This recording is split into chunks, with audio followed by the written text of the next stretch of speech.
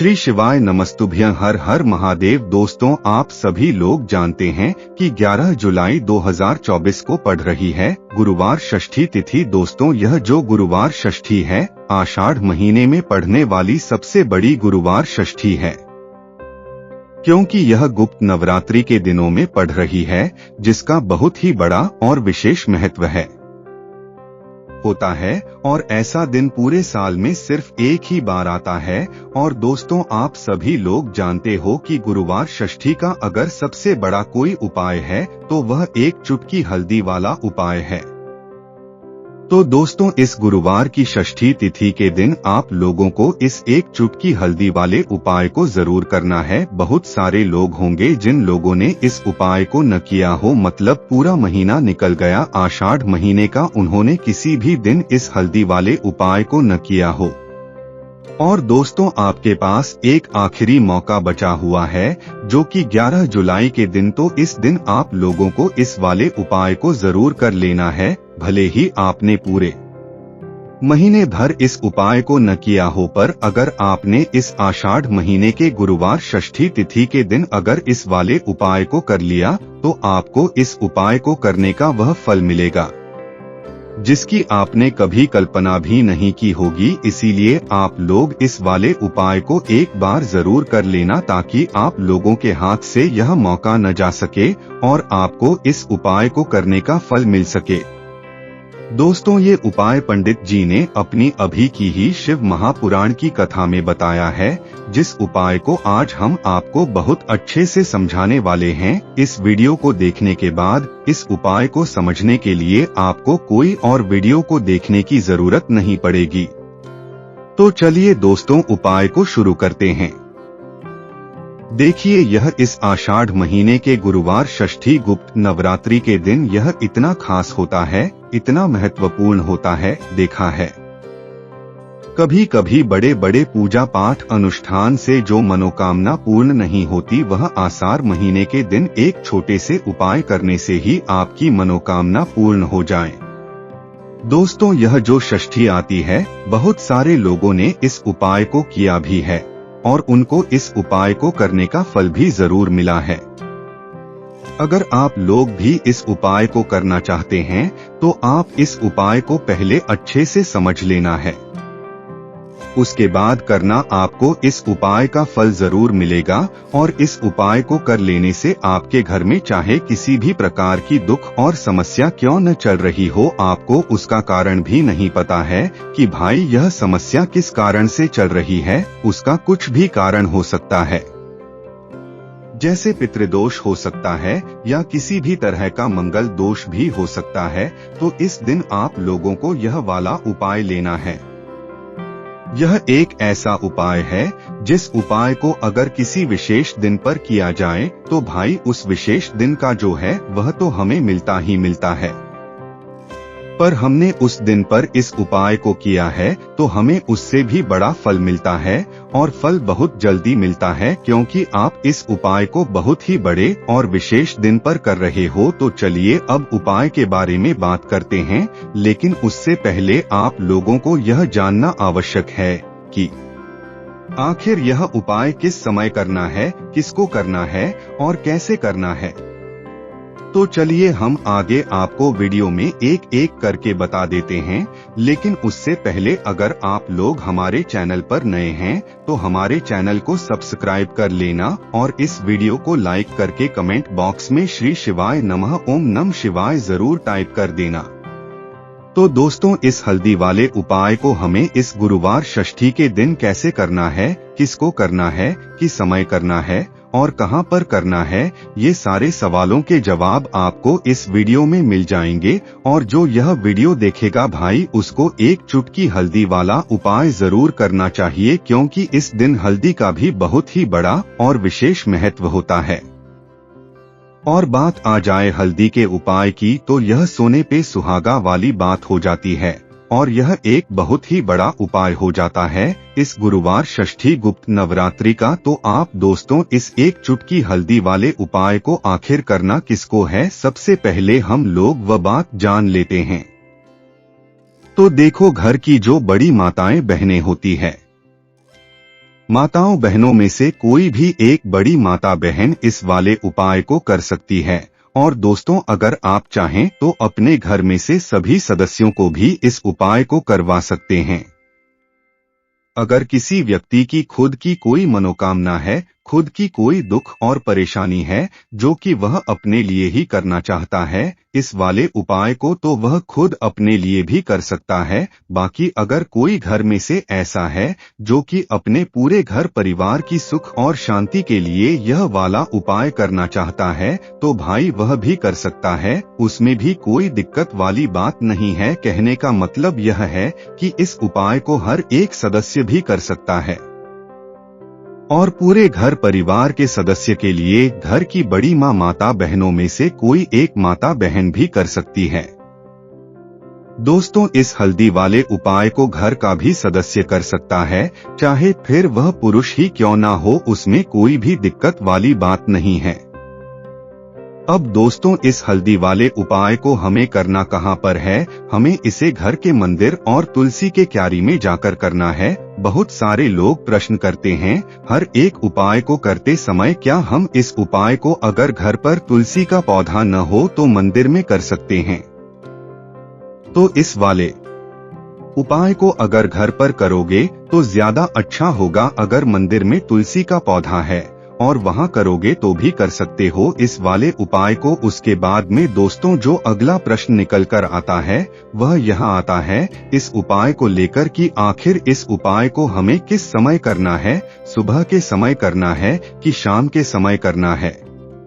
तो देखो, इस वाले उपाय को आप लोग सुबह के समय भी कर सकते हो और शाम के समय प्रदोष काल में भी कर सकते हो। अब अगर आप पूछो कि भाई सबसे उत्तम समय कौन सा रहेगा इस एक चुटकी हल्दी वाले उपाय को करने का, तो हम आपसे बस यही कहेंगे कि इस उपाय को आप शाम के समय करेंगे तो ज्यादा बेहतर होगा। बाकी सुबह के समय भी करेंगे तो भी अच्छा होगा, उसमें कोई भी दिक्कत वाली बात नहीं है।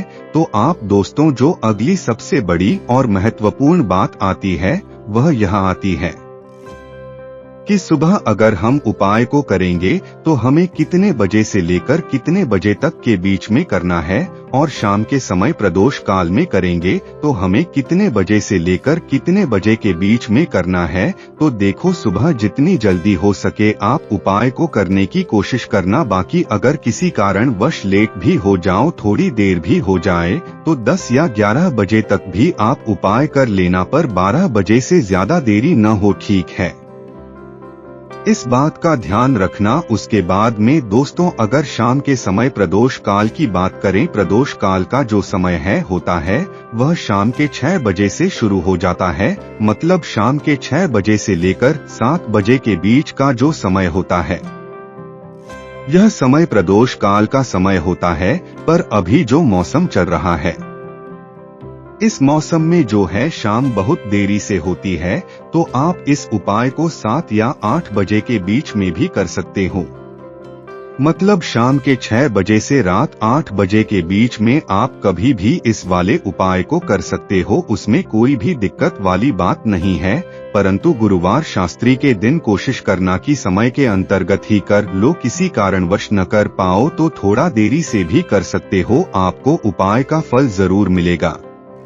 देखिए, आपके जीवन में अगर लगातार गरीबी बढ़ रही है, आसानी से आपको पैसा नहीं मिलता है, जो पैसा मिल रहा है वह आपका फालतू की चीजों में खर्च हो जाता है, दवाइयों में जा रहा है, दुर्घटनाओं में जा रहा है।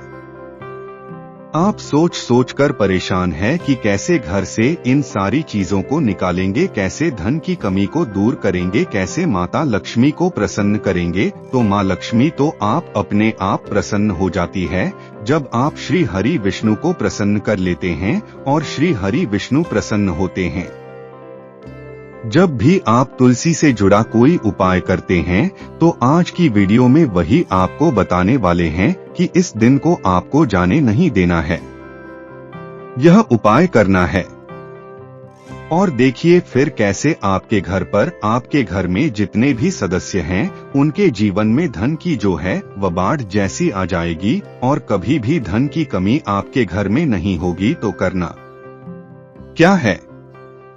आपको यह उपाय गुरुवार के दिन करना है। दोस्तों, ये उपाय जब आप करेंगे तो ये उपाय आपको सुबह टाइम पर करना है। एक चुटकी यहाँ पर आपको लेना है पिसी हुई हल्दी, साथ ही साथ आपको लेने हैं मिश्री के कुछ दाने, और आप चाहें तो यहाँ पर आप गुड़ भी ले सकते हैं।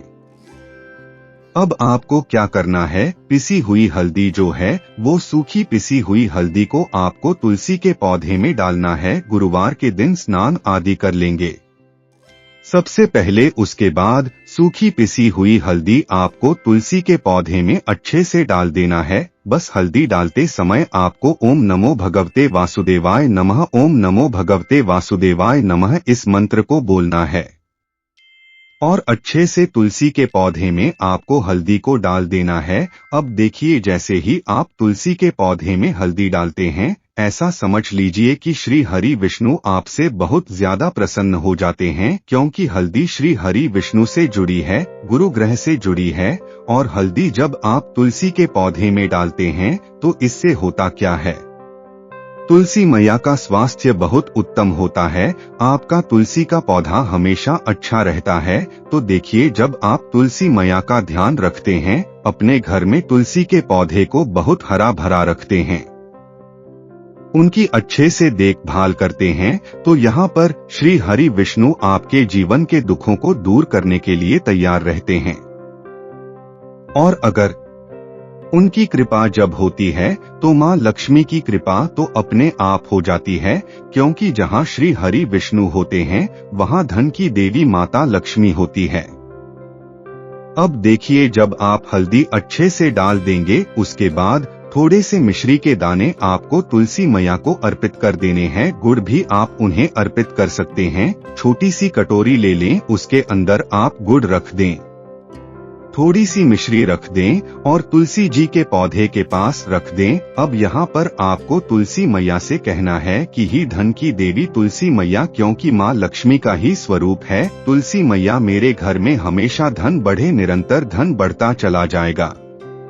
ऐसा धन कि मैं धन संभाल ना पाऊँ, इतनी कृपा मुझ पर आप कर देना। तो पूरी सच्ची श्रद्धा से आपको गुरुवार के दिन यह उपाय करना है, माँ तुलसी से कहना है। फिर देखिए कैसे आपके घर में धन की वर्षा होती चली जाएगी, और जीवन से तो क्या, आने वाली पीढ़ियों के जीवन से भी निर्धनता और गरीबी दूर हो जाएगी, क्योंकि आषाढ़ का महीना, गुरुवार का दिन, उस पर भी गुप्त नवरात्रि, तो इससे उत्तम उपाय क्या ही होगा। तो चलिए अब बात कर लेते हैं अपने दूसरे उपाय की। जैसा कि आप सभी जानते हैं, गुप्त नवरात्रि के बहुत ही प्यारे और पावन से दिन चल रहे हैं, साथ ही साथ 8 का महीना चल रहा है। अब यह जो महीना होता है 8 का, इसमें विशेषकर श्री हरि विष्णु का बहुत ज्यादा पूजन किया जाता है, क्योंकि इस महीने के बाद से श्री हरि विष्णु योग निद्रा में चले जाते हैं और फिर 4 महीने बाद ही वह अपनी योग निद्रा से जागते हैं। तो इसलिए जितना हो सके आषाढ़ के महीने में आप श्री हरि विष्णु को प्रसन्न करें,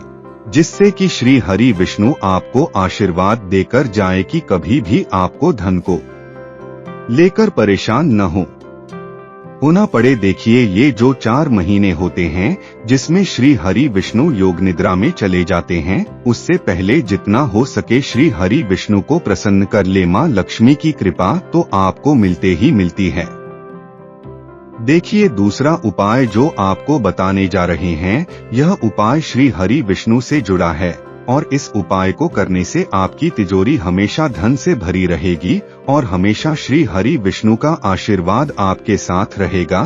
तो हर व्यक्ति यही चाहता है कि उसकी तिजोरी हमेशा धन से भरी रहे, कभी खाली ना हो, है ना। तो देखिए आपको करना क्या है, आपको यहाँ पर तुलसी के पौधे से तुलसी की मंजरी लेनी है। रविवार के दिन नहीं लेंगे, एकादशी के दिन नहीं लेंगे, इस चीज का ध्यान रखें। तुलसी की मंजरी ले लेंगे, एक देसी घी का दीपक तैयार कर लेंगे, इसी दीपक के अंदर एक चुटकी पिसी हुई हल्दी डाल देंगे, गोल बात का दीपक बनाएंगे, ठीक है, नारुई की बात थी लगाएंगे और इसी में एक चुटकी पिसी हुई हल्दी डाल देंगे। अब यह दीपक सबसे पहले श्री हरि विष्णु के आगे जलाकर रख देंगे अपने घर के मंदिर में, और फिर तुलसी की मंजरी जो है यह श्री हरि विष्णु को अर्पित कर देंगे। श्री हरि विष्णु से कहेंगे कि ही श्री हरि विष्णु मेरे धन की रक्षा करना, मेरे धन को बढ़ाना और मेरे धन को किसी की नजर ना लगे और मेरे जीवन से निर्धनता, कर्ज जैसी समस्याएं हमेशा के लिए दूर हो जाएं। तो देखिए श्री हरि विष्णु से प्रार्थना करने के बाद आपको क्या करना है। अगले दिन ठीक है ना, गुरुवार के अगले दिन यानी शुक्रवार के दिन तुलसी की मंजरी को उठाना है। एक छोटा सा लाल या पीले रंग का कपड़ा आप ले, सफेद कपड़ा भी आप ले सकते हैं। उसके अंदर तुलसी की मंजरी रखनी है, छोटी सी पोटली बना लेनी है और इसे अपनी तिजोरी में आपको रख देना है। ऐसा समझ लीजिए कि श्री हरि विष्णु का ऐसा आशीर्वाद इसमें होगा कि कभी भी आपकी तिजोरी धन से खाली नहीं होगी। जो लोग कहते हैं कि धन आसानी से आता नहीं है, आसानी से मिलता नहीं है, धन हमारा बढ़ नहीं रहा है, धन को न लग जाती है, बहुत घर में पैसों की बर्बादी है, उनके जीवन में भी चमत्कार होगा। जब इस उपाय को आप करते हैं तो बहुत ही उत्तम उपाय है। ये उपाय आप करें, ऐसा समझ लीजिए कि श्री हरि विष्णु का ऐसा आशीर्वाद मिलेगा कि कभी भी आपके धन में कमी नहीं आएगी, क्योंकि तुलसी मैया से जुड़ा आप कोई भी उपाय करते हैं, श्री हरि विष्णु आपसे तुरंत प्रसन्न हो जाते हैं और तुरंत उनको प्रसन्न करना है। तो गुरुवार के दिन यह उपाय आप जरूर करें। तो देखिए अब बात कर लेते हैं अपने तीसरे उपाय की। अब तीसरा उपाय जो आपको बताना जा रही है स्थिर लक्ष्मी के वास के लिए है। जो लोग कहते हैं कि घर में धन तो आता है लेकिन धन रुकता नहीं है, बहुत जल्दी पैसा चला जाता है ना, तो ऐसे लोग के घर में क्या होता है, धन की देवी लक्ष्मी जी जो है इनका एक नाम चंचला है ना, और यह कहीं एक जगह पर आसानी से नहीं रुकती है। और आप चाहते हैं ना ये कि आपके घर पर रुके, तो आपको यह तीसरा उपाय करना है। करना क्या है, आपको यहाँ पर 2 हरी इलायची लेनी है, ठीक है ना। हरी इलायची खंडित न हो, टूटी हुई ना हो। अब क्या करना है, आपको 2 दीपक तैयार करने हैं, शुद्ध देसी घी के, ठीक है ना। अब दोनों दीपक के अंदर आपको एक एक हरी इलायची डाल देनी है। अब ये 2 दीपक आपको कहाँ जलाने हैं, अपने घर के मुख्य द्वार पर, क्योंकि घर के मुख्य द्वार से ही धन की देवी माता लक्ष्मी आपके घर में आती है। देवी देवताओं का वास होता है, घर के मुख्य द्वार से ही नेगेटिव एनर्जी भी अंदर आ जाती है और पॉजिटिव एनर्जी भी मुख्य द्वार से ही अंदर आती है। जैसे ही धन की देवी माता लक्ष्मी भ्रमण पर निकलती है, शाम के टाइम पर उनकी नजर जो सबसे पहले पड़ती है वह घर के मुख्य द्वार पर ही पड़ती है, और जिस घर के मुख्य द्वार पर उन्हें दीपक जला मिल जाता है, विशेषकर ये इलायची वाला दीपक, धन की देवी माता लक्ष्मी जो है बहुत जल्दी प्रसन्न होती है और श्री हरि विष्णु के साथ आती है और फिर उस घर में होती है धन की वर्षा। अपने घर के मुख्य दरवाजे को हमेशा साफ रखना है, उस पर जाली न आने दें, अच्छे से साफ सफाई रखें। कांटे वाले पौधे बिल्कुल आपको घर के मुख्य दरवाजे पर नहीं लगाने हैं और अपने घर के मुख्य दरवाजे पर 2 दीपक आपको श्री हरि विष्णु और मां लक्ष्मी के नाम से जरूर लगाना है। तो जो व्यक्ति इस उपाय को कर लेता है, ऐसा समझ लीजिए धन की वर्षा भी घर में होती है और धन इतनी तेजी से बढ़ता है कि व्यक्ति को अपने आप पर, अपने जीवन पर है विश्वास नहीं होता है कि मेरे जीवन में ऐसा चमत्कार हो रहा है। तो चमत्कार देखना है तो यह उपाय आप लोग जरूर करें। धन्यवाद दोस्तों।